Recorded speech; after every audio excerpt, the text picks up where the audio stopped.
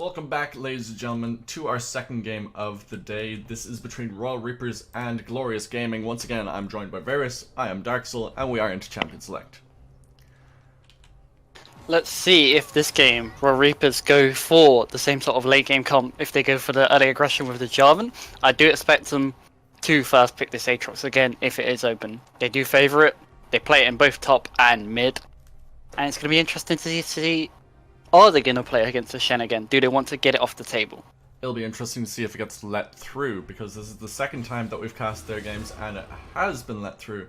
And it's been in two different hands, Awaken and on Mana, but they are not letting through that Rek'Sai.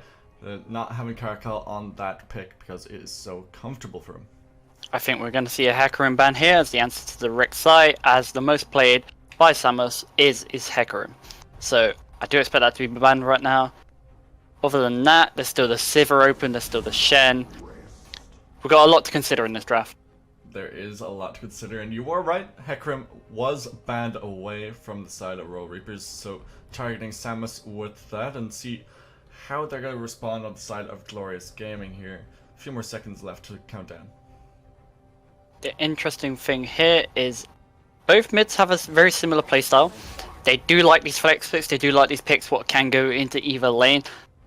From the side of GG, you've got Hank Henkerson, who plays stuff like the Nico, the LeBlanc, and they do like to even play Karma in the mid lane, so we could see anything happen here in terms of the draft. Cannon gets taken away from Awaken there, not the one that I was expected to be taken away, with the Aatrox being so flexible and so good for both the top laner and mid laner, so interesting to see the priority they have placed in that ban. But Sejuani taken away from Samus as well, two bans over towards that jungler. I think there's so many good picks left open still. What could be first picked here? You could see the Sivir, you could see the Aatrox. They should be your priority, but they might even just prioritize the Jarvan with how many junglers are being banned here. Well, Lux gets taken away. That's one that we expected to be taken away either way because of how powerful it is with the Aftershock and how long that she could stay alive. But Karma once again first picked for the side of Royal Reapers. You can see the popularity of Karma right now, ever since she got that small buff, which she still has on her mantra, just no longer when she just basic skills it.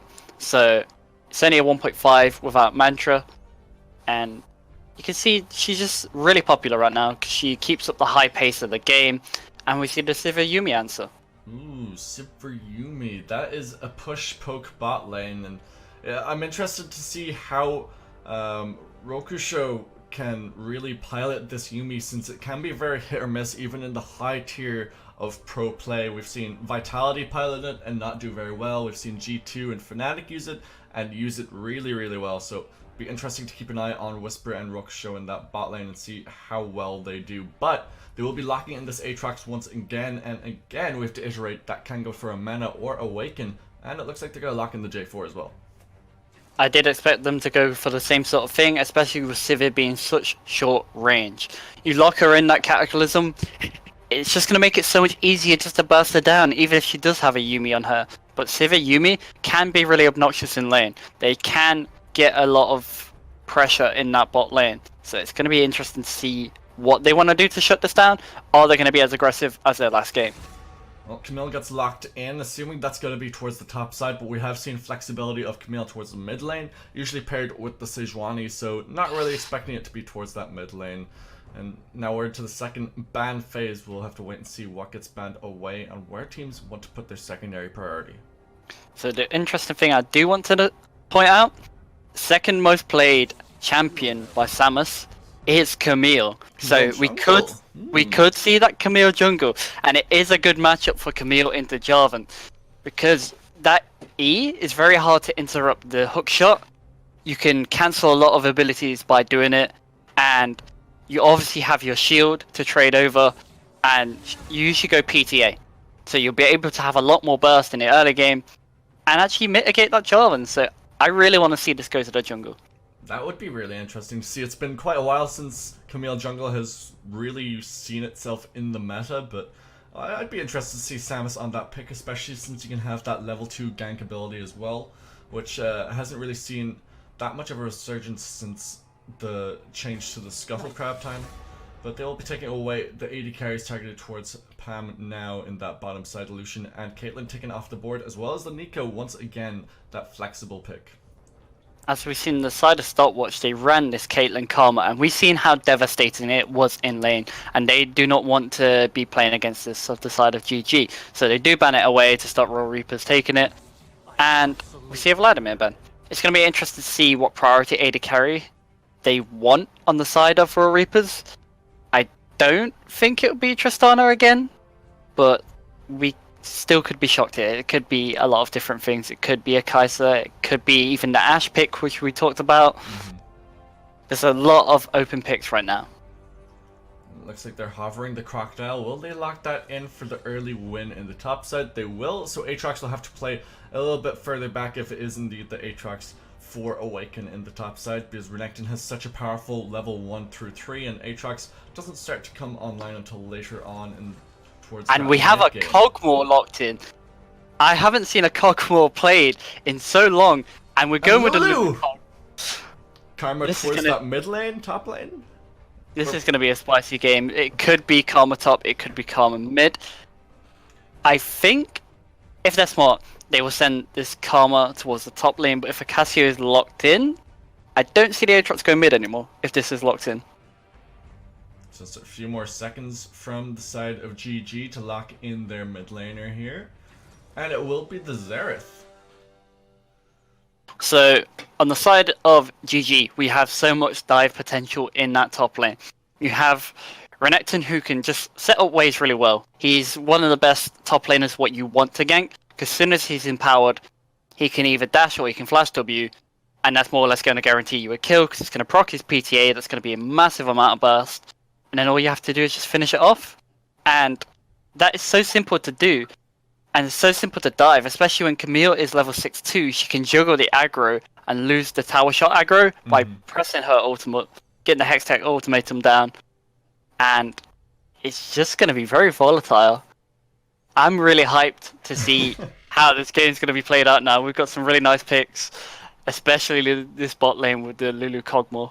Well, it looks like it's going to be that Aatrox for the mid lane as well, so I'd be interested to see how this mid lane and top lane work out in the early stages of the game, because Renekton can be so oppressive, but the Karma is known for being really overpowered right now, even though you did speak to the slight nerfs when she doesn't have her mantra powered Q or E or W, that they've been reverted to what they usually were. So we're expecting this early jungle pressure to come from the Camille and the Jarvan. Do you think that we'll expect for Camille to farm to that level 3 that we usually see now with the change to the Skull Crab, or do you think there might be a level 2 shenanigans? There still might be a level 2 cheese gank, because people have sort of forgotten about this in the meta, because ever since the Skull Crabs got changed to longer spawn, people just seem to have forgot that a cheese gank is still a thing in the game. And they don't expect it as much, so we could see a level 2 cheese.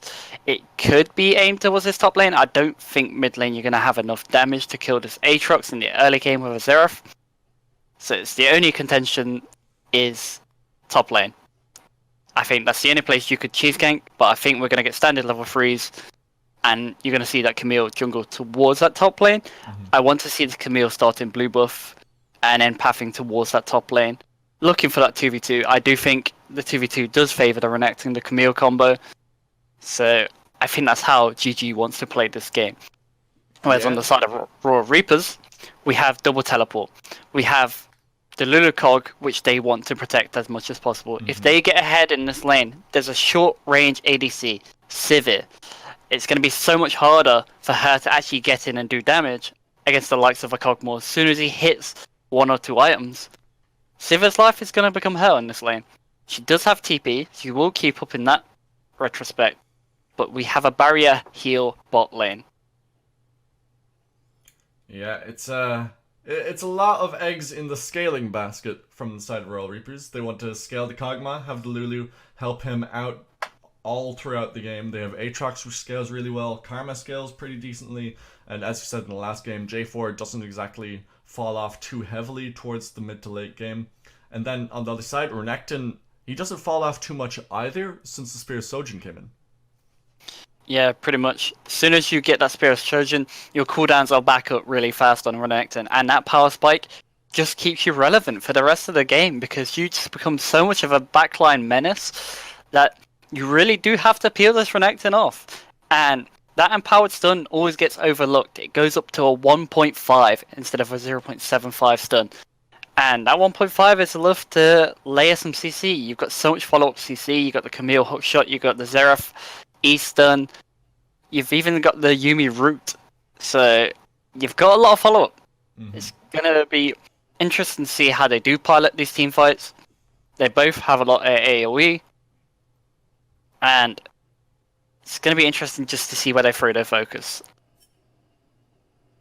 Well, we'll be getting into the game very, very soon, and we'll see where they do decide to put their focus and how this early game goes, because we saw in the last game where Royal Reapers were against Stopwatch how they got the first blood in favor of them, but then they started to lose. They were 3-1 down, and they were down for a lot of the game, and then they just started to slowly claw their way back into the game and slowly start to win, and then they came out with the actual game win. So I'm interested to see if they can continue this win streak, if they can actually manage to get an early lead and run with it.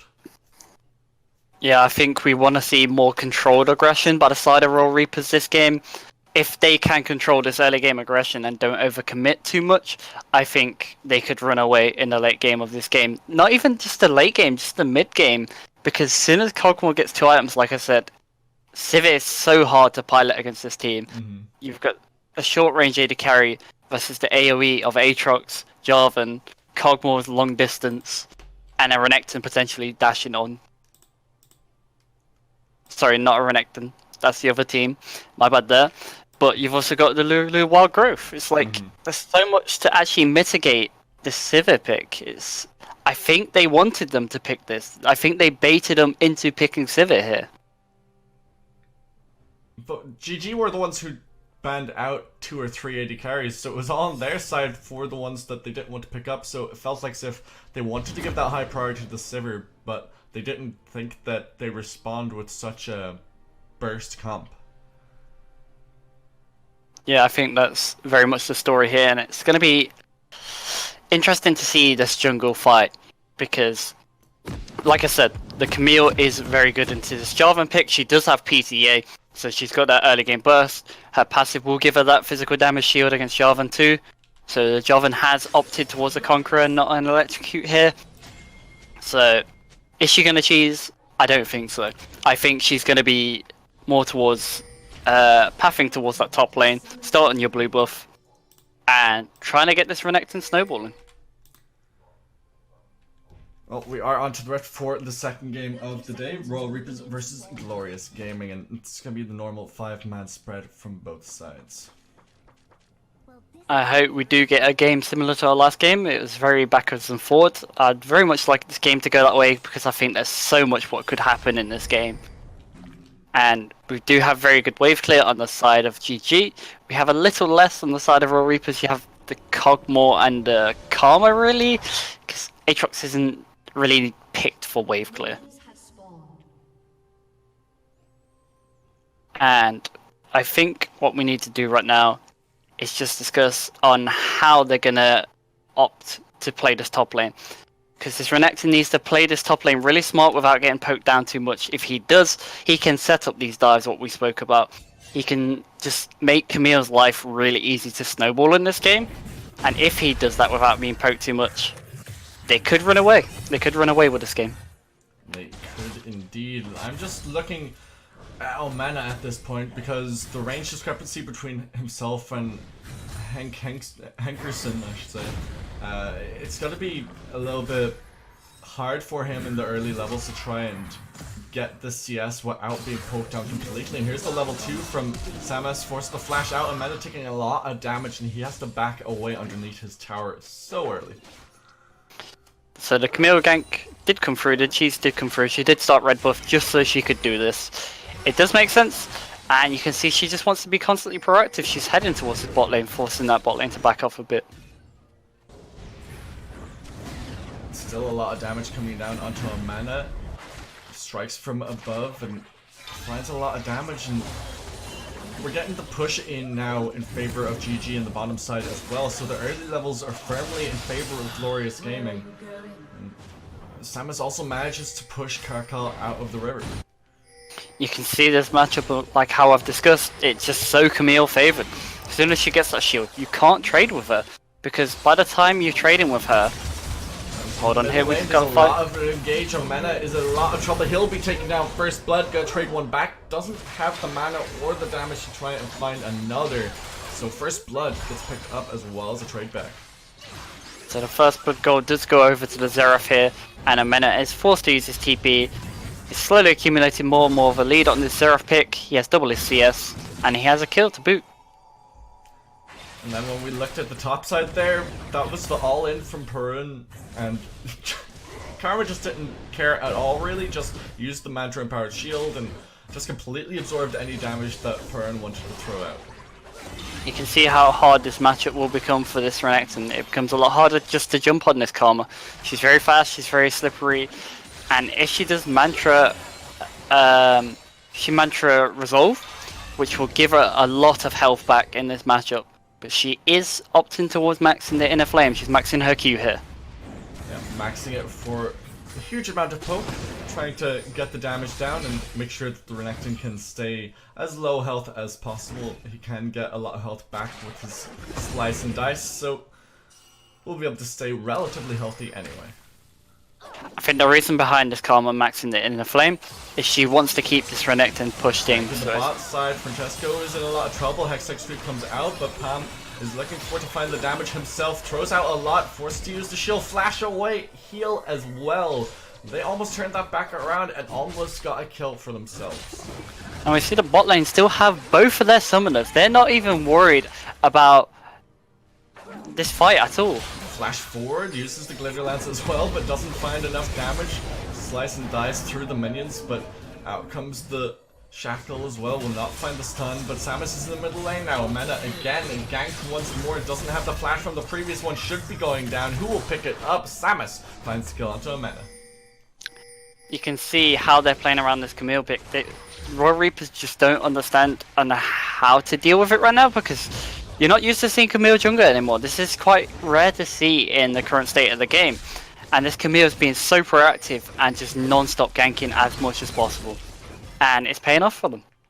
It really, really is. And they're 500 gold, give or take, above Royal Reapers at this point. It all seems to be going towards this Camille and this Xerath, and that's exactly who you want it on. You don't mind if Whisper isn't getting this early gold, because he's going to start scaling himself anyway. Yeah, that's correct. And right now, we see that the Sivir does have a cull. She has a nearly 20 CS lead in this bot lane. So this lead is going to get even worse. It's like she has the cull to get even more gold. She's already up on CS. She's got TP, which she's used obviously to get back to lane. So she really wants to keep snowballing as much as the lead and keep this cog more down. She's playing this really smart. And I think it's just a really good start for the side of GG. It really is, and has 300 gold now more than the Kog'Maw at this point. Has the cull, as you said, which will start to stack up, ramp up, and once she has another 90 CS done, we'll get a nice amount of gold for herself as well, which will help with the scaling. Kog'Maw back in lane now in just a couple of more seconds, has a pickaxe, but Whisper will be able to back off and might be able to pick up something for himself that will help him push the pressure back. We see the Lost Chapter picked up in the mid lane just to sustain this Xerath mana a little bit more. Xerath doesn't really have too many mana problems due to his passive, so shouldn't be in too much trouble. This Aatrox just keeps pushing this in, and we've got a fight. Looking for a fight here. Out comes the ultimate from Hank Henderson. Doesn't find a lot of damage. Throws out a Q there. Finds a decent amount of damage, but Omena will take out Samus there, and Hank Henderson, there is nothing more he can do. Omena comes across for his payback. He's not happy with constantly being ganked by this Camille. And you can see why he keeps trying to push this mid lane. He keeps trying to push so he can react first. And he does. And because of this, he gets a kill. Yep, Karkal can just come over and help him out as well. Just make sure that that kill will be secured and they wouldn't be able to get one back on their own and punish his over-aggression at that point. And Now Perrin is actually fighting a decent amount of damage even with just this Kindle Gem in the top side, and it's kind of going the way that we expected it to. Yeah, very much so, and Renekton is level 6 now, so it does become a lot harder for Karma at this point, because Renekton does have a bigger level 6 power spike because of his ultimate, because of the percent health damage from the Dominus, and you will notice it if he does get onto this Karma. Well, we'll have to wait and see if he can get onto that Karma. Has a lot of mana now with that Sheen, has a decent amount of damage and poke, and in comes Samus for a repetitive gank in the middle lane, gets the stun, gets the additional movement speed, but it's not going to be enough. Mana will go down to Samus once again. So despite the CS discrepancy in the jungle, this is all the Camille needs to do. She just needs to keep ganking. And it's all this Camille playstyle is about, what we used to see in the past. So much is just gank, gank, gank, gank, gank. It's why this level 2 meta existed for a long time with the Scuttle Crab. And he's just replicating it right now, just constantly ganking, staying proactive. Caracal isn't exactly able to do the same level of ganking that the Camille has been doing, and it shows in the CS difference between them as well, and the experience difference, because Caracal level 6 now has his Cataclysm available. Samus with the repetitive ganks trying to get his laner ahead, level 5. And we see that CS lead in the mid lane and the bot lane, and it's just building up more and more. The Sivir is on 67 stacks of coal now. She even picked up a Fairy Charm, which a lot of Sivirs will do now because Essence Reaver got increased in price, it got changed in terms of recipe, now you have to build a BS sword and no longer a pickaxe. So they do this very often now, and it's mainly just to stay in this lane, stay more aggressive, because you do have the mana to use abilities. And especially with your W, your Ricochet, it went up by 15 mana this patch. And that's actually quite a decent nerf for the Sivir, the increase to her Ricochet, since she wants to keep spamming that in team fights, and if she can't get her spell shield off or use the spell shield effectively, then you're gonna be lacking a decent amount of mana in these fights, and we'll have to see how that goes later on once we start getting these team fights. But they are onto the Ocean Rig from the side of Glorious Gaming. It looks like they're gonna pick up for free. Yeah, it's going over straight for free. They know Jarvan was towards the top side of the map, so they're getting this completely for free, and there's nothing that Pro Reapers can do about it at this point.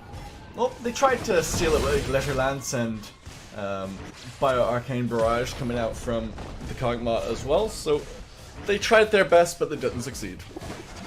So I'm going to sound like a broken record here, and it's going to be interesting to see, can Royal Reapers get to that late game again? If they can, I don't think they're going to have many problems.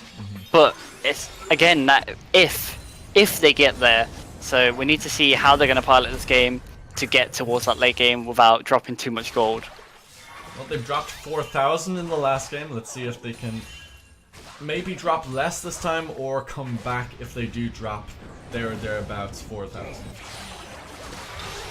And we see Jarvan is trying to line up for like a lane gank, but nothing's really coming off this, as there's too much over-aggression from the bot lane. It kind of makes it a bit obvious, so they just back off. Middle lane has to flash away. Out comes the ultimate now from the Xerath. Henderson trying to find the damage, doesn't find anything at all, and now the all-in from Perrin in the top side. Doesn't have a lot of mana from Awaken, so we'll just get the Mandatory Powered Q to come out. Samus now throws down the baby cage onto the Jarvan. He throws out the Cataclysm himself, and Samus will be going down. Might be able to trade one back here, and just gonna focus on the top side for the time being as the Feather comes out. Can he find the damage for it to kill him? He doesn't have the mana, doesn't have the damage in this early stage to secure the kill on Perrin in the top side. So what's impressive here is how much this Renekton pick has actually kept up on CS. Usually you would expect to get a lot more zoned out by this Karma pick, and Renekton's done really well to keep up on CS. Every time this Karma's run low on mana, he showed more aggression and used that slice and dice to get to this Karma, to get that PTA off, to get that little bit of burst and just sustain with his Q, the Call the Meek, and get the health back. Right now we see a fight in the bot lane. On the hunt as well as the final chapter gets used, and they just get a lot of poke damage, don't really get anything out of it except a flash and heal. This is super worth it though, because they blew 2 summoners, the Sivir's teleport is coming up, and the Sivir is going to base with 1.5k gold nearly. And life's going to get harder for them now. Sivir Sivir should be on the way back with a BS sword, which she is. And we see Kog'Maw opting for a Mana Moon build. I have not seen this on Kog'Maw yet. That will be interesting to see how that will work out. If it does, it will have to wait and see how it will actually do. Flash forward. Look for the damage here while growth gets used as well. Trying to trade some back, and Whisper actually flash forward for that and has to go on the defensive himself. Still heal available for Rokusho. A little bit of over-aggression in the bot side, but all in all, it's going to be worth it for their side because they're going to get some plates because now the Kog'Maw is going to base with Lulu. And it's just giving Sivir more freedom to generate more of a lead. You can see the CS lead getting bigger and bigger. There's 23 stacks left on the cool, and they're going to get some free plates. Indeed they are, and they're going to get a free kill in the middle lane. Barrier used, but the Darkham Blade comes down, and Henkerson will go down to it. And the plates are going to go over to the side of GG in this bottom side. They don't quite have enough pushing power at this stage to pick up the first tier tower, but they pick up 4 plates. So, interesting thing I wanted to point out. Well, hold on here, we've got a call on the Camille. Yeah, Camille into the baby cage of his own. Caracal uses the Cataclysm, but doesn't have enough damage. Will get the flash out of Samus as well. It's getting her out of the lane. It's interesting to see how much priority has been shown towards this mid lane, and not towards the top side. The top side has just been a complete island here. The final chapter comes down onto the Kog'Maw. He doesn't have the flash to get away while growth isn't available just yet either, and Whisper picks up that kill in the bottom side, using this Yuumi to great fruition. You can see the massive burst coming through with a BS sword. Like, you see the damage instantly with the Boomerang Blade and the Yuumi root. It just makes it impossible to dodge, and just the full duration of that Q hit Kog'Maw, and you can see how much it just burst him down instantly. So right now they're going for that first tower in the bot lane, which should just be a free pickup, and Jovin's just trying to answer with something towards the top side. Yep, he picks up the Rift Herald for himself up there, and they are going to get the first brick tower gold in the bottom side. Goes over to the 3 of them, and now spawning Shelly towards this top side. Renekton might be in a bit of trouble here if they can take this tower down. They will be taking down the Renekton. Dominus gets popped. The tower gets a lot of plates over to the side of Royal Reapers. He flashes over the wall, but is it to safety? Might be able to get the tether down. Doesn't have a lot of mana. Will not be able to do anything here. One more hit will do it. Even though he gets over the wall with the blast plant, he will be going down. But the second Drake will be going over to Glorious Gaming. It was a really good attempt by the Renekton. The flash was really good. The difference is that Iceborne Gauntlet made it so that Renekton died hit. And because he had the Iceborne Gauntlet, he was able to flash on him to stay on him. Renekton couldn't get away. He got CC'd. And then he just got the Inner Flame to the face. Just a really good rundown. Now we're seeing more power spikes come through. We've got the Luden's Echo, we've got the Essence Reaver, and you see Camille building towards that Trinity Force. Renekton's not far off his Black Cleaver. It's a lot of things to consider right now. Lulu gets caught out, forced the flash. He didn't need to heal just yet though. File Chapter comes out. This might be a double kill, and now Barrier gets popped. Samus looking for to find the damage. Francesca will go down, but Ricochet is the one who picks up the kill, and now Samus finds a kill of his own. Awaken is there as well as the Cataclysm from the Jarvan. Gonna take him out, but Perron is now towards his bottom side, and Amena and the Zereth are making their way down as well. Now it's just going to be Amena looking forward to maybe get the flank here. Will not be able to find it, but they are onto the tower. You can see how much they really wanted to keep this bot lane down, and they're keeping them down as much as possible. Every time they can find something onto them, they are trying to push their leads onto this Kog'Maw and Lulu and keeping them out of this game as long as possible. Whereas Royal Reapers are really trying to help them as much as they can, but they're just too little too late. And 240 sacks now on this Mana unit. We'll wait and see until it becomes Mana unit. And see how that will work out, because it's a build that I've never seen before. Normally you see going for these attack speed on hit builds with the Kog'Maw. Yeah, it's also very new to me. It might be something that might be popping up in Korea, because they seem to be all the ones with the fancy builds, like the Ash build we talked about. And interesting thing is, so Karma is going Ardent for the team. So I don't think Lulu's going to pick up a Ardent. She's going to pick up the Fiends. And then it's going to be interesting to see what she builds from there. Is she going to also build an Ardent for the team? I don't think it's worth having to, but it's going to be interesting to see how they want to do this, like how they want to optimize their items. Yeah, we'll have to just wait a few more minutes and see what he decides to pick up for that Lulu there. Samus into the middle lane once again, forces the flash out of a mana once again, and they are 4-man unit strong in this middle lane, looking forward to run this tower down. See, the Seraph is on his Oblivion Orb right now. He hurts a lot. As soon as he hits that stun, you could see him probably one-shot someone. Probably not the Jarvan, but in terms of like the others, maybe. Yeah, maybe one-shot the Kog'Maw or Lulu. Something that's a little bit more squishy. And they do have a lot of lockdown for the Seraph to hit his ultimate, so it's going to make it a lot easier for him. But now we see Royal Reapers trying to go deeper in their jungle to get some vision, to try force some more aggression, to try get any lead back they can. Well, they're going to take this tier 1 tower in the middle lane. Just take that and back away. Now 3 towers to 1 in favor of Glorious Gaming, and they have almost a 2k gold lead, but it's not something that we've seen Royal Reapers lose too often. They usually start to come back a little bit. As I spoke about before, 4,000 gold was the difference between themselves and Stopwatch, and they ended up coming back and winning. So it's not like it's a gold lead that is insurmountable. So it's interesting to see how this gold is shifted around. Karma has a lot of stacks of Klepto. She's on 7.1k gold to Renekton's 5.7. That is a massive lead in this top lane. And you can see it. Look at the items right now. The Karma has 2 full items, even Ninja Tabbies, and Renekton doesn't even have 1 yet. He's back in for his Black Cleaver right now. So it's interesting to see how much she's actually got from this Klepto. It's actually insane. And for the rest of the team, most of the gold discrepancy is between the AD carry and the support Rookshow and Whisper. That's what has them ahead of Royal Reapers at this point, so it's all on the AD carry now. 2 items built by 18 Miss, doing really well on the Sivir, has the Essence Reaver and the Phantom Dancer. You can see why they did prioritize the Sivir pick, and they did prioritize the Sivir Yuumi, and you can see how obnoxious it is. Soon as Yuumi gets the final chapter, it makes it so easy for Sivir to just walk up and burst that one target with just the Boomerang Blade and auto attack into the W reset. And we're seeing it come through. We're seeing how they're playing around this. Now they're looking for another pick here, but they're tempering their aggression well. And that's what we wanted to see from Royal Reapers. We wanted to see them, when they are able to get picks, or think they are able to get picks, they don't go for the 50-50, the high risk, low reward sort of pick.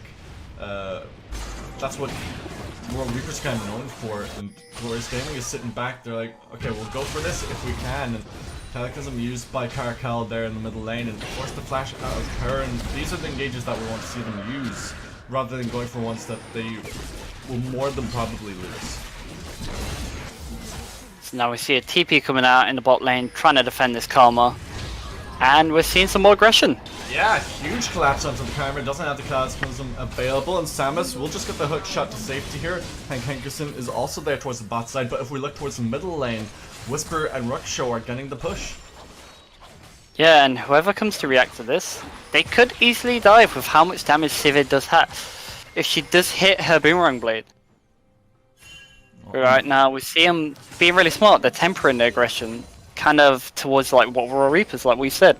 They're being really smart about their lead. They're not risking anything to lose their lead right now.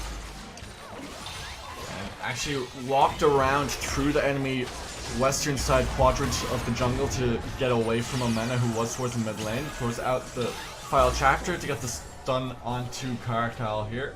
Actually, World Ender was popped by Omena for no reason. He wanted to get the movement speed, yes, but he didn't have enough to try and actually get the lockdown, get the follow-up onto the enemy bot lane. Awaken is in a lot of trouble. Samus is onto him, but they're going to try and trade some damage back, and the Raptors are actually helping out as well. Chicken's just going to help out the side of Royal Reapers. Cataclysm through and just bursts down Whisper.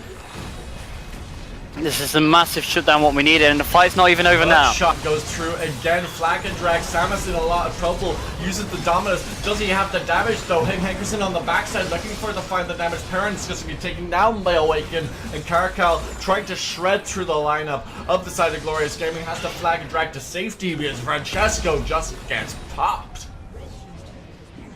You can see the Cogmore got a lot of free hit and damage there, but he's not quite online yet.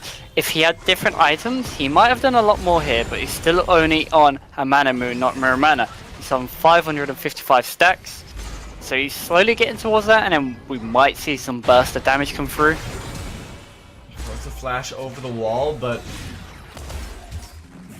Omena flashes forward, looking for the Darkened Blade, trying to find the sweet spot. Hankerson gets powered up with the zoomies. File Chapter comes out as well, but off to the side, the Kongma picks up a kill, and Awaken will go down. Pops the ultimate for Omena, he'll get the reset there. Omena finds another kill for his team. So it seems to feel like we're jinxing this game a little bit when we talk about that tempered aggression. It's the caster curse. The caster curse is real. GG seemed to have kind of just laughed at us and went, "You want to see something? Here you go." See tempered aggression? I'll show you tempered aggression. And we see a lot of the gold just shifting back over the Raw Reapers now. They're getting towards that late game like we're talking about. These are going to be like the splice of the league at this point. Oh, that's a nice knockback. Samus just bit off more than he could chew. Omena heavily punishes it, and I believe the Rune King has been finished by Pame there on the Kog'Maw as well. They're just gonna go for a tower dive here. Dominus Pop but does nothing to keep him alive. His survivability is basically nil against this 3-man lineup. And they're just gonna take this tower for themselves, trying to get the wave clear. Hankerson manages to find it, but it's not enough to save the tower. You can see how they changed the double knock up there. They hit the Darkened Blade and then instantly hit the Wild Growth. So they gave the Renekton no chance to actually react here. And we see Raw Reapers looking for this Baron Dance again, and let's hope we don't get backwards and forward like last time. Yep, Samus has just come back up, so making his way over towards this Baron. Now 7,000 health on the objective. Awaken is the target of the ultimate from Hankerson. Omena quite low here, doesn't have the ultimate. Now he does. 3,000 health. Hookshot is available. Samus not quite there. Can he come in? He will steal the Baron away from the side of Raw Reapers. Baby Cage comes down. That's a shutdown goal going over from Caracal over onto Perrin. Omena trying to get away. He cannot get out. Shutdown goal from him goes over to Samus, and that is a clutch steal for Glorious Gaming. The caster curse again. As soon as we see one thing swinging one way, it's going straight back the other, and again we're getting a game of Baron Dances, and it's the Baron throw, and GG can get an awful lot from this. They're going to get an inhib for sure. It's going to be interesting to see if they're going to go for more here. They get the inhib for sure here on this push. 17 seconds now on a man and 9 seconds on Caracal. Will they go for more? They can rotate down. Maybe go for this Ocean Drake in 25 seconds or get this bot lane tier 2. Ping was put onto the tier 2 objective, but looks like they're going to go and clear out the jungle instead. Very smart, relaxed play by the side of GG, just backing off here. Not wanting to risk any sort of throw after they've just got this Baron. They can get this dragon for free, and then just look to siege again. And they're just going to clear away these jungle monsters as well. Just make sure that Caracal and Co won't be able to pick them up, and it should be a free objective picked up by the side of GG. Flag comes out, but Ocean Drake will be picked up by them. That's now their second Ocean Drake of the game. So in these resets between fights, they're going to start to regen a lot of their health and mana, and it'll be crucial in actually getting these team fight wins. We see some massive gold spent. There was 2k on Renekton, there's a 1.7 on Camille, there's 1.6 on Sivir, and they're just spending all this gold they've just earned. They've nearly got an Infinity Edge fully complete on this Sivir.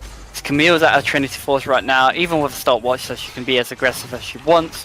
We have a stopwatch on the Renekton too, so you're just going to see them dive the backline, and you're going to see how much this Sivir's going to take over right now.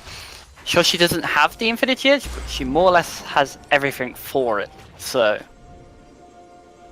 it's gonna be interesting. What can this Kog'Maw do to try and take over himself? He has 2 items to the 2.5, almost 3 items. Whisper almost has that Infinity Edge, just needs a couple of more 100 golds for it to actually close that out, and he has 2 items of his own, but it feels like he hasn't come online yet. He's still waiting for maybe another item or 2, but I don't think he has the time to actually pick up those items.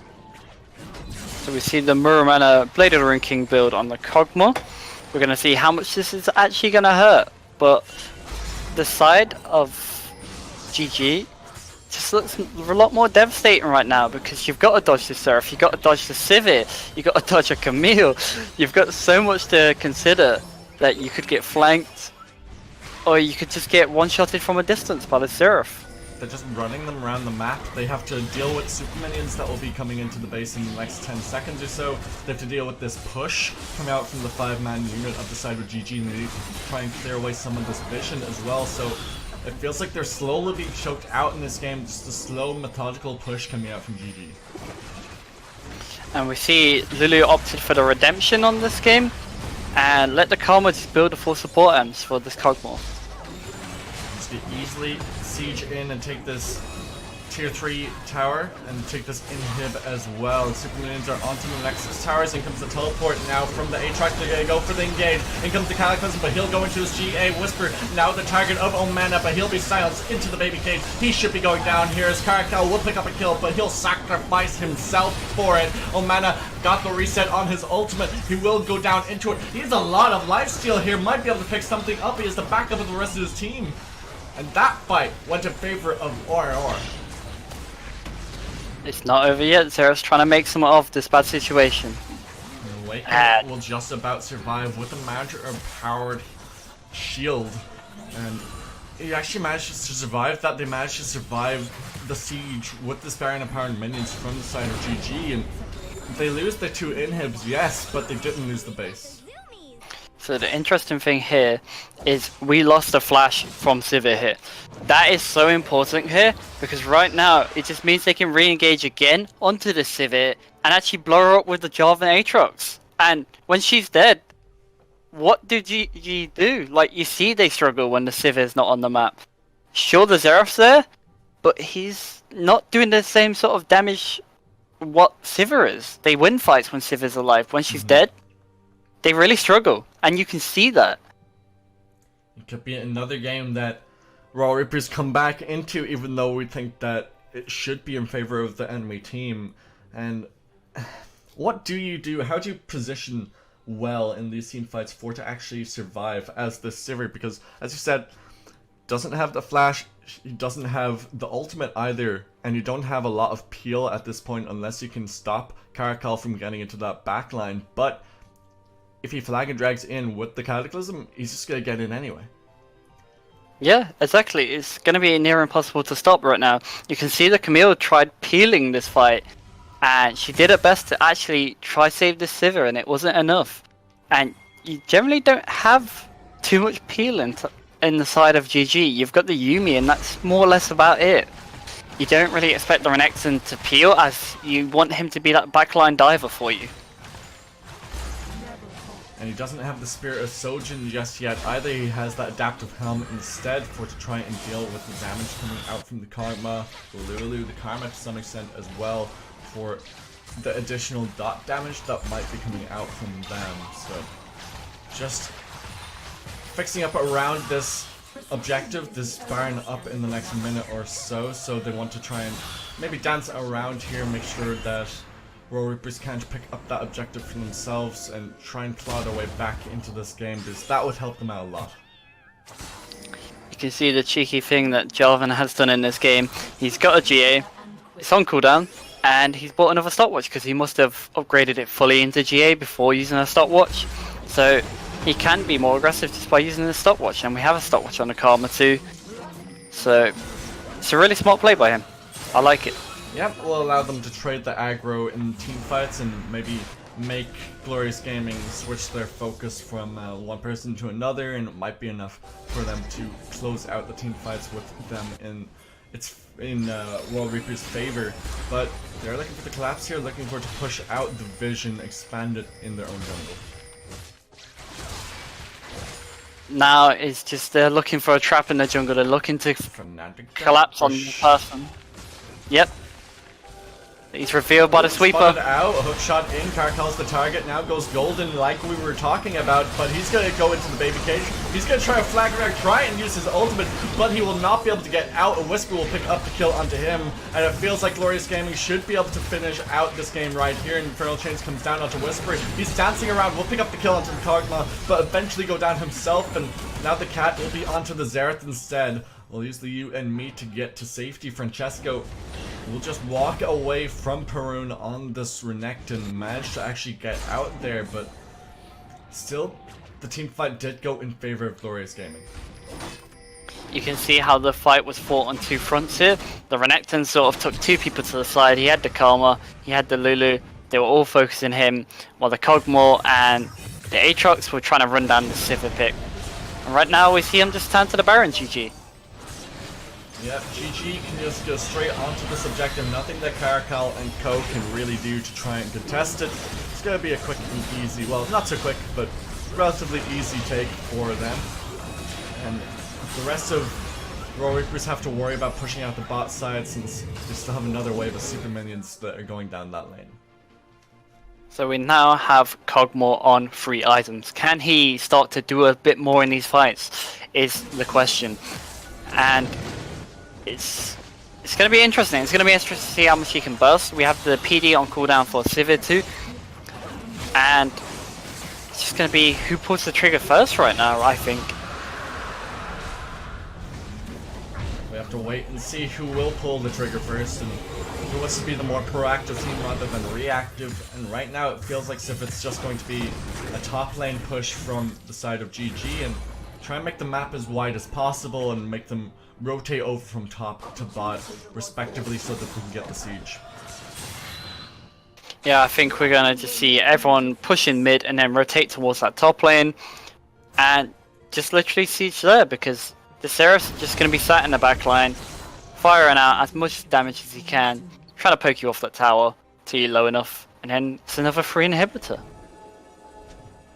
They don't have the wave in the top side pushed for them just yet, so Whisper is going to see to that himself, and now they're sending Perun towards that middle lane to push out that wave, and Samus and the cat Rookshow will be going towards this top side to help push that out. Actually, just gotta clear away some of this vision in the jungle before. You can see how little MR they do have to deal with Seraph as well. They're not respecting the pick at all. And he could very much just one-shot half the team of Royal Reapers right now. There's only a Hex Drinker from the Jarvan. So, we've got a Fiends, but I don't think that's going to be enough when he's got a Death Cap. Yeah, look at the poke damage already coming out. Flagging right, but you're onto Henkerson, you're not onto the AD carry on the side. Whisper picks up a kill onto Omana, and Perun now coming into the fight. He's going to try and pick up a kill for himself. The double kill comes through now for the Sivir, and Caracal trying to make the work happen, but he's going to be locked in the baby cage. Double GA will be popped now. The triple kill coming through for Whisper. He's looking for the quadra, but Perun steals it away, and almost the ace coming through. Just awakened alive to try and defend the base, but you have to reckon that GG will be closing it out right now. You can see what happens when the Sivir is left alone. She is staying alive. When she's alive, they win. It's so easy for them when the Sivir's alive, and they wasn't able to get to her. They wasn't able to shut her down, and she's just taken over this entire game. It's been the story of this Sivir. And Royal Reapers looked good in the last game, then this game they just couldn't come back, they couldn't claw back into the game from deficit that they were in. They only had 3 towers to the 10 picked up by GG. You can see how GG played this game. They played a bit more methodical. When they started to throw their lead, they slowed down the game again. They understood what they did wrong and was like, right, we're going to slow this down. We're going to go back to sieging how we did. They did. They stopped getting caught. Xerath was just poking away with damage. And before then, it was just too late. It was too late to even get to anyone. The Xerath did 30k damage. And then you consider how much work the Sivir did. Sivir only did 15k. That's all the poke damage coming out from the Xerath. Yeah. And because of that, you see how well they siege. They siege really well. The Yumi pick came up really clutch as well. I'm a big fan of Sivir Yumi. I think it's such a strong lane right now, especially with just how strong Sivir is, and it just sets her up for success. and the Kog'Maw just didn't find any purchase in this game. He just didn't seem to find any time to shine, and I'm not sure if it's just solely down to his itemization. He finally got the Runins in the latter part of the game, but the Manamune just didn't seem to really do anything. It has a lot of damage, but once it's the more mana, it just didn't seem to do anything for the Kog'Maw. I think the main problem is, so as much as that started to spike towards the end, we are still in a crit strike meta. You see all the AD carries which are popular, all of them are crit users. Kai'Sa has fell off in popularity because of this. Mm-hmm. And you see why these crit AD carries are favoured. The idea of the Kog'Maw was good, but it just wasn't executed to how they wanted to play it. And like we said, the build just spiked way too late for them to actually do anything with this. Well, that will be it from us for the time being. Stopwatch did lose to Royal Reapers earlier on, so commiserations to Stopwatch and congratulations to Royal Reapers. But for this game, congratulations to Glorious Gaming on the win and commiserations to Royal Reapers on that loss, taking them to now 5-3. And Glorious Gaming, even though they looked so good in this game, they get raised up to 2-3, and they still have 2 additional games to be playing from the change in the lineup for the league, with the 2 additional new teams coming in, the 3 additional new teams, I should say, coming into the league. So that will be it from us. As I said, I'd like to thank Varys for casting with me today. Yeah, it's a pleasure. We had 2 very exciting games, and I hope we get more games like this in this split, because it just means that anyone can win. Sure, we have the favourites of Black Rose and who's going to take them down, but right now, the split could be anyone's right now. And I'd like to thank you guys at home for watching this video. So thank you very much for watching. We'll see you guys next week.